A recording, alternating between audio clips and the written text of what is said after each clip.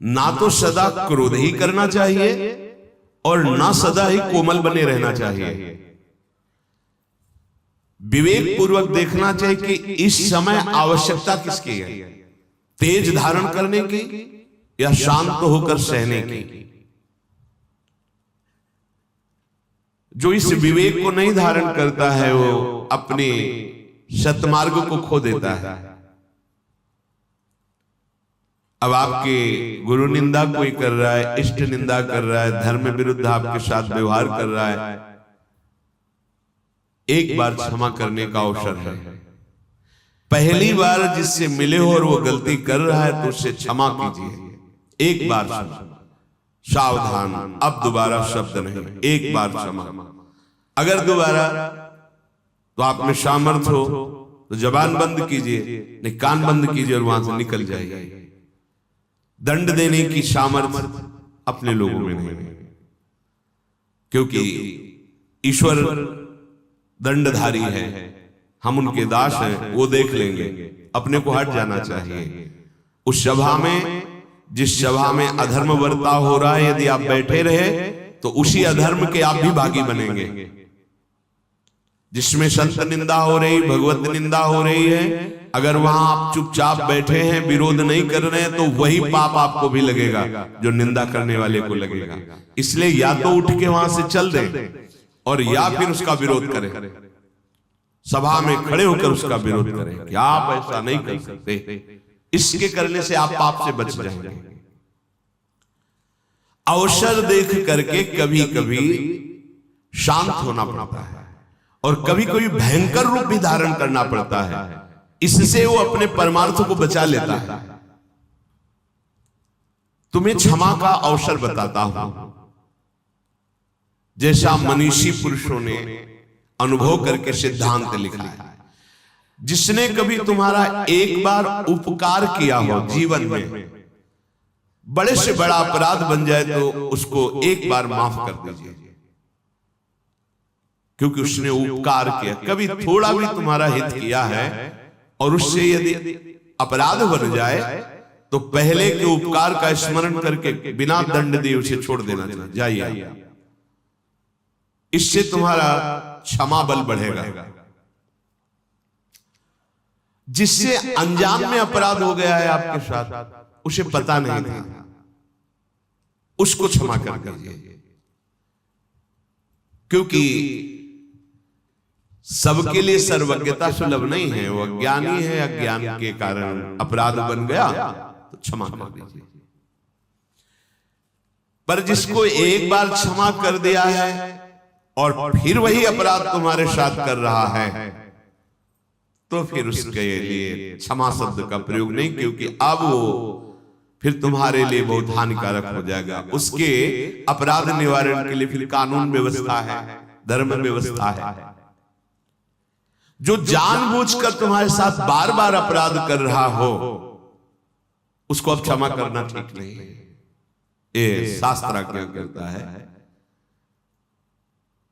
एक बार क्षमा कर दिया शास्त्र बाबू अर्जुन को। बड़े क्रोध से भगवान परशुराम जी आए जब सुना कि जमदग्नि जी उनके पिता हैं, यहां से आश्रम का विनाश किया उसने और गौ आदि अपहरण करके ले गए। माता विलाप कर रही थी तो उनका ऐसे समर्थ की मां विलाप कर रही, मैं इनका विनाश कर दूं। जमदग्नि जी ने कहा नहीं, पहला क्षमा, हमारा बल क्षमा है। लेकिन उद्दंडता उनकी इतनी बढ़ गई कि उन्होंने वध कर दिया आकर दोबारा जमदग्नि जी का। फिर भगवान परशुराम ने क्षमा नहीं किया। अपने तेज बल से और फरसे के बल से पूरे वंश का विनाश, काट काट के पहाड़ लगा दिए थे। तो जो उद्दंड है, पाप पे पाप करता जा रहा है, उसके लिए क्षमा शब्द का प्रयोग नहीं है। उसके लिए दंड ही उसके लिए सही औषधि है। प्राणी कोई भी हो, यदि एक बार अपराध करे तो विचार पूर्वक क्षमा कर देना चाहिए। यदि जानबूझकर दोबारा अपराध करता है तो उसे, ये दूसरों के लिए नहीं अपने लिए भी लागू है। एक बार हमसे गलती हो गई तो प्रभु क्षमा कर देंगे। जानबूझकर गलती करो और सोचो कि भाई नाम या किसी से हम, तो उसको फिर नामापराध के अंतर्गत माना गया है और विशेष दंड का अपराध है। जैसे आपसे अभी तक गलती हो गई, पापाचरण हो गए, गंदे गंदे खाद्य और शब्द, आपने सत्संग सुना और अब लो निशानी अब ना नशे हो और भगवान की शरण में हो गए तो सब माफ हो गया, लेकिन अब नहीं होना चाहिए। अगर फिर होता है तो सब जुड़ जाएगा ब्याज सहित। जो दोबारा बार बार अपराध करता है उस अपराध के लिए दंड देने से ही उसका सुधार होगा, क्षमा से नहीं। अच्छी तरह जांच पड़ताल कर ले और जब ये सिद्ध हो जाए कि ये अमुक बार बार अपराध कर रहा है तो उसके क्षमा योग्य बर्ताव नहीं करना चाहिए, क्योंकि उसका सुधार हो जाएगा, उसके अपराध का दंड यदि उसे मिलेगा। कोमल स्वभाव और उग्र स्वभाव ये दोनों होने चाहिए।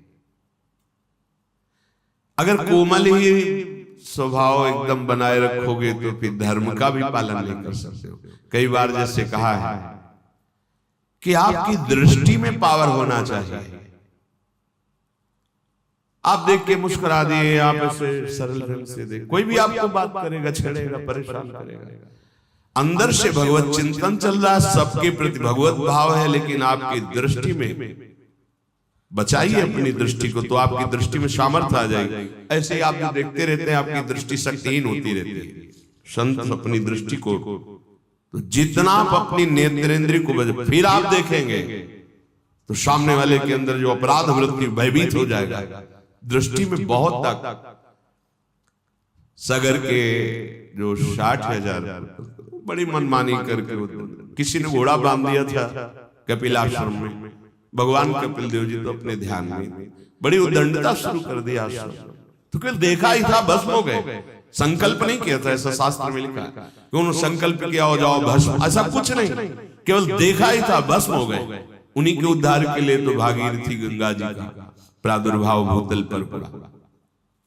तो सदैव कोमल स्वभाव नहीं रखना चाहिए। प्राय हमने महापुरुषों में भी देखा है, कभी कोमल बर्ताव तो कभी उग्र स्वभाव। उसे क्या होता है कि उद्दंड मनों पर अपने आप शासन होता है। बहुत दयालु हैं, बहुत कृपालु हैं, बहुत करुणामय हैं, तो आप देखो तुम्हारे मन की दशा क्या है। कुछ नहीं, 2 मिनट बाद तो देखते हैं ना। और जब ये पता है कि अगर तो फिर हमें दंड मिलेगा, निष्कासित कर दिए जाएंगे, नाना प्रकार का क्लेश मिलेगा, तो मन भयभीत होकर सत्मार्ग में चलता है। इसलिए भगवान का कभी शांत स्वरूप देखा जाता है, कभी उग्र स्वरूप देखा जाता है। इसलिए कभी गुरुजनों को भी देखा जाता है कि बहुत शांत है, तो कभी बहुत दंड विधान पे लागू करते, जब ताला लगा, बात नहीं करनी, नहीं अंदर प्रवेश निषेध, ऐसा ऐसा। उसे मन को जो आपराधिक प्रवृत्ति में उत्साहित हो रहा था वो भय लगा और सत्मार्ग में चल दिया। यद्यपि कोमलता बहुत ही साध्य विषय है, हृदय कोमल रखना चाहिए, पर हर समय बाहरी मृदुता ठीक नहीं है। जब बचाने के उद्देश्य से दमयंती जी को छुआ तो कुछ नहीं हुआ, और जब काम वासना तो उनका सावधान कदम आगे नहीं। अब साधारण भाव नहीं तुम्हारा काम भाव हो गया है। अगर कदम बढ़ाया तो तुम भस्म हो जाओगे, पहले तुम्हें बता रहे, बढ़ाया तो भस्म हो गए। हम अहित नहीं चाहते किसी का, लेकिन कोई हमारे धर्म पर प्रहार करे, कोई हमारी इज्जत पर प्रहार करे, कोई ऐसा, तो ऐसे भी काम नहीं चलता है। बराबर भगवान भी ऐसे नहीं रहे हैं, और ऋषियों की भी देख लीजिए, जहां हुआ तो फिर इसका भी प्रयोग किया है। कहीं तेज की जरूरत होती है, कहीं क्षमा की जरूरत होती है। हर समय क्षमा ही क्षमा नहीं, और हर समय तेज ही तेज नहीं। क्षमा भी बल है और तेज भी बल है, और वही बलवान है जो भजन बल से युक्त है। जितना तुम में नाम है, देखा है नाम का प्रभाव, देखा है भजन का बल, देखा है। इसलिए देश काल और परिस्थिति का विचार करके कि इस समय हमें तेज का प्रयोग करना है या मृदुता का प्रयोग करना है। अब कोई हमारे गुरुजनों पर प्रहार कर रहा है, कोई आक्षेप कर रहा है, कोई गाली दे रहा है, वहां हमारे भगवान है। नहीं, भगवान नहीं, अब पुष्प से पूजा नहीं होगी तुम्हारी। जिनके लिए प्राण समर्पित, अगर एक भी शब्द, तो ये प्राण हम समर्पित कर सकते हैं, लेकिन एक भी शब्द नहीं सुन सकते। ये तेज भागवती को होगा। सर्वम खलमिदम ब्रह्म की सिद्धि किए हुए महापुरुष की बात कर रहे हैं। एक भैरव सिद्ध करने वाला कपाली तांत्रिक भगवान शंकराचार्य जी के पास आया और कहा, महाराज आपके लिए देह तो मिथ्या है, कहा परम सत्य, तो फिर आपकी गर्दन उतार ले जाए, हमारे सिद्ध काम में आएगी। आप जैसे ब्रह्म ऋषि की अगर परम पवित्र खोपड़ी से जो हम करेंगे तो भैरव सिद्ध हो जाएगा। बोले हाँ, हमें कोई परेशानी, आप उतार सकते हैं, पर अभी उतारोगे तो बहुत से शिष्य हैं, बाधा पहुंचा देंगे। प्रातः 4 बजे ब्रह्म मुहूर्त में आना, हम इस पीपल के नीचे ध्यानस्थ होंगे और तुम गर्दन उतार ले जाना। सत्य बोले, कोई ऐसा नहीं कि कोई प्लानिंग नहीं। ब्रह्म जैसे दधीचि ऋषि से देवताओं ने प्रार्थना की कि आपकी अस्त्रियों से जो अस्त्र बनेगा उससे वृत्तासुर मारा जा सकता, अन्यथा नहीं। शांत हो गए, अपने प्राणों को ब्रह्म में स्थित करके छोड़ दिया शरीर। उनकी परम पावन दिव्य तपोमयी अस्थियों से वज्रादि बड़े अस्त्र बने, जो अमोघ अस्त्र कहे गए। तो प्रातः 4 बजे वो कपाली भगवान शंकराचार्य जी की गर्दन उतारने के लिए जब आश्रम में प्रवेश हुआ तो स्वामी नरसिंहाश्रम जी ब्रह्मबोध सर्वम खलमिदम ब्रह्म, इसकी सिद्धि प्राप्त किए हुए महापुरुष गंगा से हुंकार मारी और दौड़ पड़े और गुरुदेव के नजदीक नहीं पहुंचा, उठाकर पटक दिया, फाड़ दिया, जैसे नरसिंह भगवान ने हिरण्यकश्यप को फाड़ दिया। हर समय क्षमा की जरूरत नहीं है, हर समय तेज की भी जरूरत नहीं, अत्यंत आवश्यक है। जहां धर्म जा रहा हो वहां प्राण जाना श्रेष्ठ है, धर्म जाना नहीं। जहां हमारे पूज्य आराध्य देव गुरुदेव का कहीं कोई किसी भी तरह से, वहां हमारे प्राण समर्पित होना परम धर्म होगा, ना कि वहां क्षमा। हाँ, हमें कोई कष्ट दे रहा है, एक बार हम विचार करके प्रथम अपराध को क्षमा से उस अपराध से मुक्त करेंगे। लोक में यदि उद्दंडता करने वाले पापी को क्षमा ही करते रहा जाए तो बहुत लोगों को भय प्रदान करेगा। इसलिए कानून बना है, उस कानून को समर्पित करें, क्योंकि जो दुष्ट स्वभाव वाले जन होते हैं भय के द्वारा ही ठीक होते हैं, क्षमा के द्वारा नहीं ठीक होते। कोई ऐसी बिरली घटनाएं होती हैं जो क्षमा से उनका परिवर्तन हो गया कि मैंने अपराध किया, इन्होंने क्षमा किया, उसका हृदय परिवर्तन हो गया। तो इसलिए महाराज आप सदैव क्षमा का ही आश्रय न लें। युधिष्ठिर से कहा कि आप सदैव क्षमा का ही आश्रय न लें। क्रोध अगर इसको आप बार बार ही उत्तेजना में लाते रहेंगे तो ये क्रोध आपकी उन्नति को नष्ट कर देगा। दोनों बातें देखना है। ये जान लीजिए कि लोक और परलोक दोनों का नाशक क्रोध है। क्रोध जीतने से उन्नति होती है, क्रोध के वशीभूत होने से अवनति होती है। जो जितना क्रोध को अपने काबू में कर लेता है वो उतना ही परमार्थ पथ में आगे बढ़ जाता है। जगत में जो छोटी छोटी बातों में क्रोध करने लगते हैं उनका पतन हो जाता है। इसलिए उपासक को चाहिए कि सर्वनाशक इस क्रोध को पीना सीखे। जब गुस्सा आवे पीना सीखे। पीछे वर्णन कर चुके हैं। देखो तेज और क्रोध में अंतर होता है। क्रोध होता है कामना के बाद और तेज होता है धर्म संबंध से। जब कोई धर्म का नाश कर रहा हो, जब कोई आराध्य देव, इष्ट देव, गुरुदेव आदि की बात हो तो उस समय भागवतिक तेज होता है। और जब हमारी किसी वासना पर प्रहार होता है, हमारी इच्छा पर, फिर जो क्रोध होता है उसे पीना सीखना चाहिए। क्रोधी मनुष्य अधिकतर पाप में लग जाता है।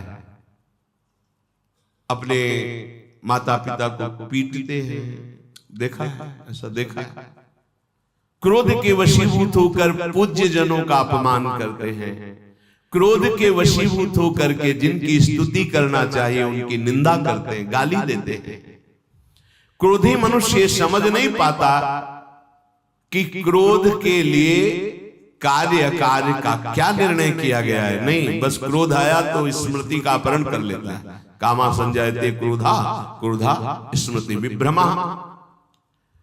क्रोध अगर अपनी चरम सीमा पे आ जाए तो अवध्य पुरुष की भी वो हत्या कर देता है। जिसकी पूजा में हमें तत्पर होना चाहिए उसका वो वध कर देता है। क्रोध अगर और बढ़ जाए तो अपने आप को भी आत्महत्या कर सकता है और यमलोक का अतिथि बनकर बहुत दुर्गति को प्राप्त होता है। क्रोध, इन दोषों को देख करके उपासक को चाहिए कि इस लोक और परलोक में परम कल्याण के लिए क्रोध को जीतना सीखे। जब तुम परमार्थ में आगे बढ़ोगे तो तुम्हारा अध्यात्म बल बढ़ेगा, तो उसमें तुम्हारे अध्यात्म बल को क्षीण करने के लिए माया ऐसी रचना रचेगी जिससे तुम्हें क्रोध आवे। घटना, व्यक्ति, ऐसा क्रोध, ऐसा देखा भी जाता है, बहुत जल्दी क्रोध आता। अपने और पराये दोनों के हित का विचार करके स्वयं चिकित्सक बनकर अपने क्रोध की चिकित्सा कर लेनी चाहिए। यदि मूढ़तावश तुम क्रोध पे क्रोध ही करते रहे तो तुम्हें क्लेश भोगना पड़ेगा, तुम्हारे सुकृत नष्ट हो जाएंगे। चित्त को वश में करना उपासक का परम धर्म है, पर जो क्रोध का ही वर्ण किए रहता है उसका चित्त जलता रहता है। ये बड़ा दुष्ट स्वभाव है।